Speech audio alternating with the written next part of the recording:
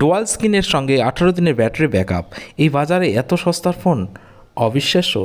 Nokia আনছে তার নতুন একটি মডেল, যার নাম হচ্ছে নোকিয়া 2780 ফ্লিপ। তো হারিয়ে যেতে হয়, এটাই বিবর্তনের নিয়ম। নোকিয়া হারিয়ে যায়নি, স্মার্টফোনের যুগে অনেকটা পিছিয়ে পড়ছে।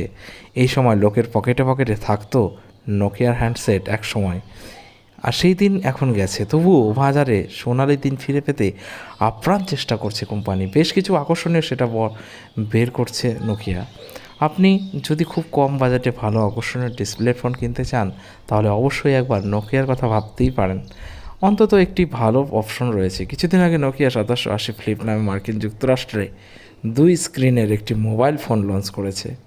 প্রাথমিকভাবে এটি মার্কিন যুক্তরাষ্ট্রে লঞ্চ করা হয়েছে, তবে শীঘ্রই এই ফোনে ভারতের বাজারে দেখা যাবে। যুক্তরাষ্ট্রে গত $15 থেকে $80 দামে নোকিয়ার এই ফোনটি বিক্রি শুরু হয়েছে। যুক্তরাষ্ট্রে এর দাম ধার্য করা হলে ভারতে এর দাম আরও কম হতে পারে। নোকিয়া 2780 ফ্লিপের 2টি ডিসপ্লে রয়েছে। সঙ্গে দেওয়া হয়েছে 340x240 পিক্সেলের 2.7 ইঞ্চের TFT ডিসপ্লে। এছাড়াও থাকছে 1.77 ইঞ্চি সেকেন্ডারি ডিসপ্লে।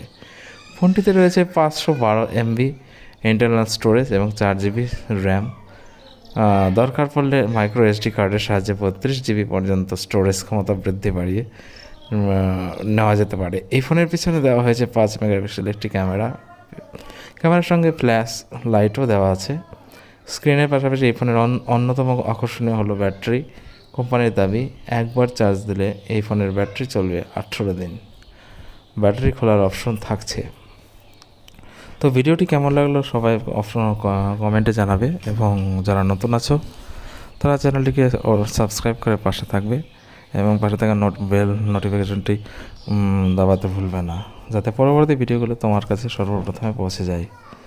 ধন্যবাদ, ভালো থেকো, সুস্থ থাকো, পরবর্তী দিনগুলি শুভ হোক।